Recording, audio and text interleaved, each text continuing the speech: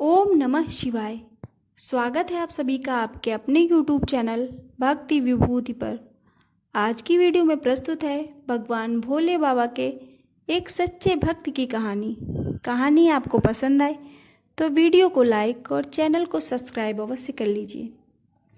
तो चलिए शुरू करते हैं आज की कहानी। किसी समय की बात है, एक गांव में भोला और भीमा नाम के दो घनिष्ठ मित्र रहते थे। दोनों के खेत पास पास थे। दोनों अपने अपने खेतों में मिलजुल कर काम किया करते थे। एक दिन भीमा ने भोला से कहा, भोला, हम इतनी मेहनत से फसल उगाते हैं लेकिन फिर भी हमारी गरीबी दूर नहीं होती है। हमें कुछ और काम करना चाहिए। यह सुनकर भोला कहता है, मित्र, ऐसा नहीं है। हमें भगवान जितना दे रहे हैं उसी में खुश रहना चाहिए। यह सुनकर भीमा गुस्सा हो जाता है और भोला से कहता है, तू कुछ नहीं समझता। इतने दिन से तू शिव जी की पूजा कर रहा है। भगवान ने तुझे आज तक दिया ही क्या है। तब भोला कहता है, मैंने आज तक अपने भोले बाबा से कुछ मांगा ही नहीं। मैं तो बस सच्चे मन से उनकी पूजा करता हूँ और वे अपने आप मेरे सारे काम बना देते हैं। मुझे कुछ मांगने की ज़रूरत ही नहीं पड़ती। तू भी मेरे साथ मंदिर चला कर तेरे मन से भी लालच निकल जाएगा। भीमा गुस्सा होकर अपने घर चला जाता है। घर में उसकी पत्नी बिमला पूछती है तो भीमा बताता है कि मैंने अपने मित्र भोला के साथ मिलकर व्यापार करने की सलाह दी तो उसने मना कर दिया और कहा भोले बाबा की कृपा से वह इतने में ही खुश है। यह सुनकर बिमला ने कहा, भोला भैया भगवान शिव के भक्त हैं। आप बचपन से उनके साथ रहते हो, फिर भी आप कभी मंदिर नहीं गए। सबका अपना अपना विश्वास है। वैसे उनके कहने से आप भी मंदिर जाकर भोले बाबा का आशीर्वाद ले लो। यदि भगवान ने चाहा तो आपका व्यापार करने का सपना पूरा हो जाएगा। विमला की बात भीमा की समझ में आ गई। वह अगले दिन भोला के साथ शिव जी के मंदिर गया। वहाँ उसने पूजा की और उसके बाद उसने शिव जी से प्रार्थना की कि हे प्रभु, मुझे इतना धन दे दो जिससे मैं व्यापार कर सकूं।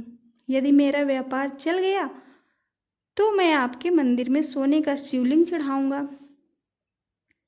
भीमा की प्रार्थना सुनकर भोला मुस्कुरा रहा था, लेकिन उसने भीमा से कुछ नहीं कहा और वापस आकर अपने खेत में काम करने लगा। कुछ दिन बाद भीमा ने कर्ज लेकर व्यापार शुरू किया। भगवान भोलेनाथ की कृपा से उसका व्यापार अच्छा चलने लगा।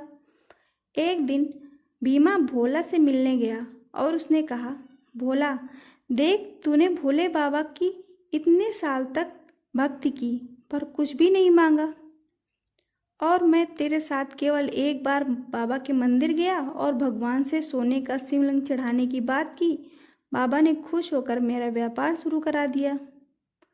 तब भोला ने कहा, तुमने जो मांगा तुम्हें मिल गया। मैंने तो केवल भगवान की भक्ति मांगी थी जिससे मैं बहुत खुश हूँ। तुम्हारी खुशी धन दौलत में है और मेरी खुशी मेरे भोले बाबा की भक्ति में है। तब भीमा ने घमंड से कहा, देखना इस साल शिवरात्रि पर मैं सोने का शिवलिंग चढ़ाऊंगा, तब बाबा मुझे और धनवान बना देंगे। उसकी बात सुनकर भोला मुस्कुरा रहा था। भोला ने शाम को घर जाकर अपनी पत्नी कमला को सारी बात बताई। तब कमला ने कहा, आपके भोले बाबा भी भेदभाव करते हैं। आपके मित्र की एक दिन की पूजा से प्रसन्न होकर उसे धन दे दिया और आप इतने सालों से पूजा पाठ कर रहे हैं, इसका क्या? कल आप भी मंदिर जाकर बाबा से कहना कि आप भी सोने का शिवलिंग चढ़ाएंगे। भोला ने कहा, लेकिन शिवरात्रि में तो कुछ ही दिन शेष हैं। मैं सोने का शिवलिंग कहाँ से लाऊंगा?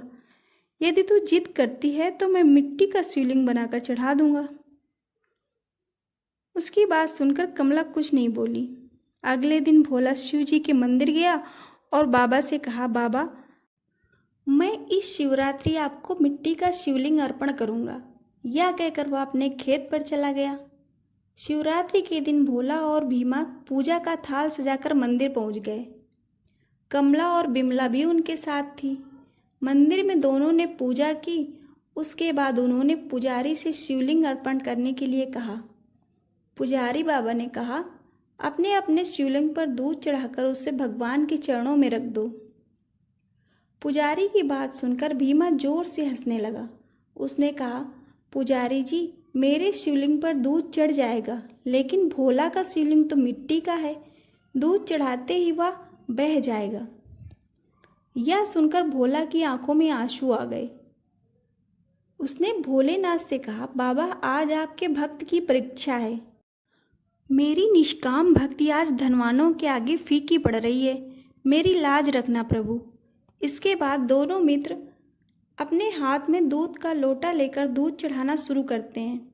दूध चढ़ाते समय भीमा का सोने का शिवलिंग मिट्टी का बनकर बहने लगता है और भोला का शिवलिंग दूध चढ़ाते ही सोने का बन जाता है। यह देखकर भोला खुश हो जाता है और भीमा रोने लगता है। तब भोला ने उसे समझाते हुए कहा, मित्र, भगवान धन से नहीं, मन के भाव से प्रसन्न होते हैं। तुम्हारे पास धन आते ही तुम्हारे मन का भाव घमंड में बदल गया, इसलिए तुम्हारा सोना भी मिट्टी बन गया, और मेरा मन निर्मल था, इसलिए मेरी मिट्टी भी सोना बन गई। भीमा ने भोला से माफ़ी मांगी और भोलेनाथ के चरणों में गिरकर रोने लगा। भोला ने भीमा से कहा, बाबा के सामने रोने से तुम्हारा मन भी निर्मल हो गया है। उसके बाद भीमा और भोला दोनों एक साथ खेती और व्यापार करने लगे। बाबा भोलेनाथ की कृपा से उनके सारे कष्ट दूर हो गए और वे हंसी खुशी सुख समृद्धि के साथ जीवन यापन करने लगे। तो ये थी आज की कहानी। कहानी आपको कैसी लगी कमेंट करके अवश्य बताएं। कहानी में अंत तक बने रहने के लिए आपका बहुत बहुत धन्यवाद। फिर मिलेंगे एक और नई कहानी के साथ।